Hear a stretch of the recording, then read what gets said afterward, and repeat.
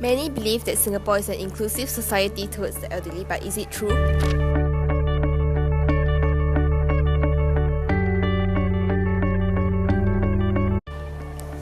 To find out, we decided to survey 19 people and research on some credible sources to find out people's views and opinions on the issue, so as to come up with a conclusion for our issue question.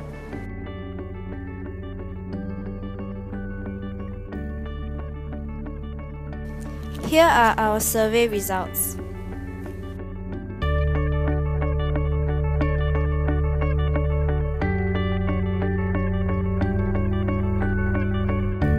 From our research, majority of our sources prove that Singapore is not inclusive towards the elderly. What are our key findings?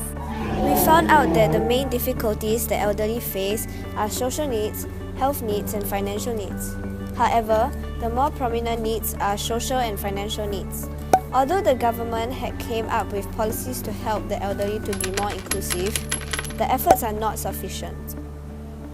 First, let's take a look at the social needs. Most elderly face social isolation because of the generation gap. Although efforts are being put in to help the elderly in this aspect, it is not sufficient, and there is a need for the society to step in and play a part in it too. Now let's take a look at financial needs.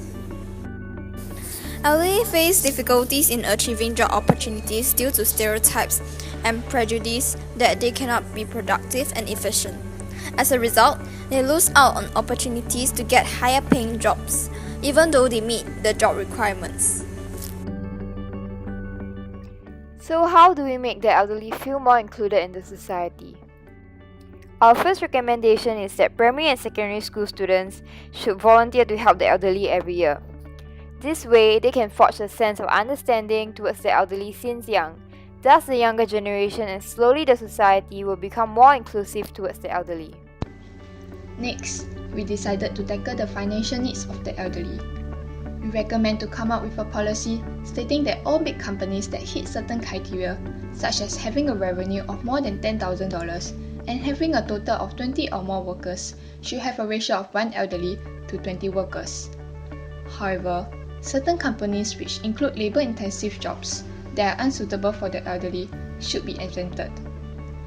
With better job opportunities, the elderly can earn a higher income and fulfill their financial commitments. Additionally, with a higher income, they have a higher ability to afford goods and services. Therefore, the society would not despise the elderly and include them in our society. So are the elderly inclusive in the society? The answer is no.